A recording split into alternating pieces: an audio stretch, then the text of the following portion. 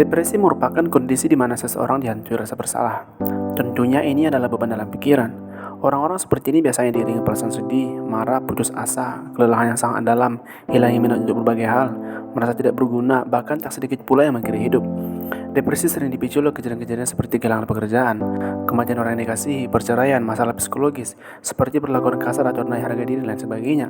Walaupun dalam Alkitab kata depresi tidak bisa ditemukan, tapi ada beberapa sosok yang tampak berada dalam posisi ini. Kita bisa membaca tentang kisah orang-orang yang mengalami saat-saat yang buruk, entah itu perasaan tidak tenang selama berbulan-bulan atau memasuki ketidaknyamanan dalam hidupnya. Nah, dalam video ini kita akan belajar dari 3 sosok Alkitab yang berhasil mengatasi depresi. Untuk itu, lo mesti pentingin video ini sampai habis. Setidaknya lo bisa belajar dari beberapa tokoh terkenal dalam Alkitab yang berhasil mengatasi masalah terbesar dalam hidupnya.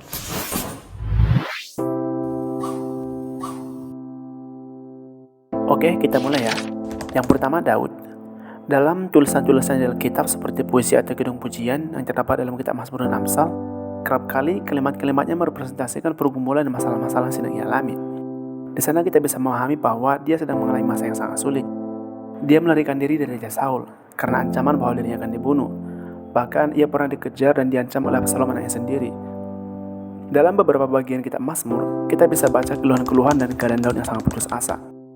Dia memakai kata-kata seperti kewalahan, beban berat, tertunduk, terganggu, masalah, dan kematian. Kata-kata ini menggambarkan bahwa keadaannya tampak sangat mengerikan. Namun ini nih, di beberapa bagian, Daud tetap mengingat bahwa Tuhan itu adalah sumber harapan, tempat perlindungan, gembala yang baik, pemberi kemenangan.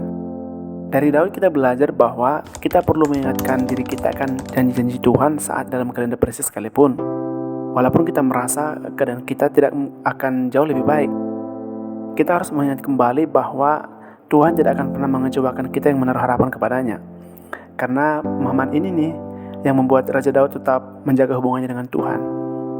Yang lebih kerennya lagi, dalam Mazmur 73:26 dia berkata, "Sekalipun dagingku dan hatiku habis lenyap, gunung batuku dan bagianku tetaplah Allah selama-lamanya."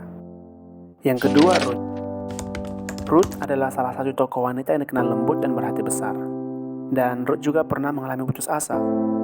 Ruth mulai mengalami masa sulit sejak kematian suaminya. Sejak itu dia mengalami kesulitan secara ekonomi. Bukan hanya Ruth, tetapi ibu mertuanya dan Orpa juga kehilangan suaminya. Di negeri Moab, sepertinya sudah sulit untuk melanjutkan hidup terkhususnya tanpa suami. Setelah itu, mereka memutuskan untuk meninggalkan Moab untuk pulang ke kampung halaman ibu mertuanya Naomi. Pada perjalanan pulang, Naomi memaksa kedua menantunya Ruth dan Orpa untuk pulang ke kampung halamannya masing-masing. Namun mereka menolak untuk pergi, bahkan memaksa kembali agar mereka bersama-sama dengan mertuanya. Hal yang membuat sedih dalam percakapan ini ialah ternyata perpisahan sebuah keluarga yang indah dan manis nyaris terjadi hanya karena kesulitan untuk melanjutkan hidup. Singkat cerita, Ruth akhirnya bersama-sama dengan ibu mertuanya pulang ke tanah Yehuda. Di satu sisi, Naomi dan Ruth memiliki masalah yang sama. Namun bedanya, Ruth harus bertanggung jawab untuk ibu mertuanya, dan ia terbeban atas kemalangan keluarganya, sehingga ia berjuang atas kehidupan mereka di tanah Yehuda. Tanpa waktu dan proses yang panjang, akhirnya Tuhan hadir dan memberkati dia. Dia bahkan bertemu dengan suami keduanya dan mereka hidup bahagia.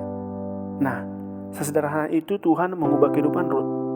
Di sini kita belajar, saat dalam keadaan sulit, Ruth tidak langsung melihat Tuhan akan menyediakan hal yang baik baginya.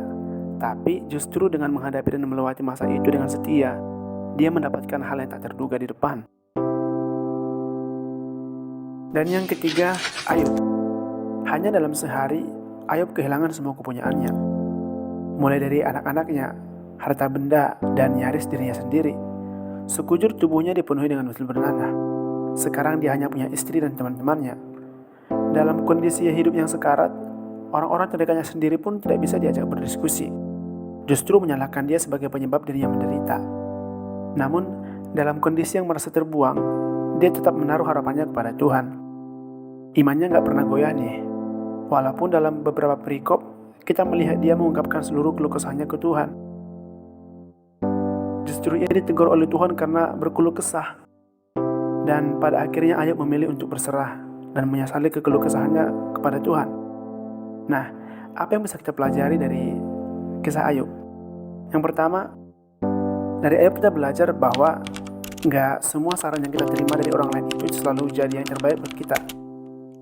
Dalam masalah yang sangat besar, kita perlu berhadapan secara khusus dengan Tuhan. Mencari solusi dalam Alkitab untuk mencari tahu bagaimana sih Tuhan berbicara pada masalah-masalah kita. Yang kedua, kita belajar untuk mengasihi dan memuji Tuhan dalam kondisi apapun. Mungkin mudah buat kita untuk memuji Tuhan saat keadaan kita baik-baik saja. Tapi begitu keadaan buruk terjadi, sikap kita biasanya sebaliknya, mencari jalan lain, atau malah mengutuki Tuhan. Nah, ketiga tokoh di atas memiliki cara yang berbeda dalam menghadapi masalah besar dalam hidupnya. Ruth berjuang dalam melewati masalah, Daud mengenal Tuhan sebagai pemberi kemenangan dalam setiap masalah, sedangkan Ayub berserah dan mengerti rencana Allah. Nah, lo di mana nih?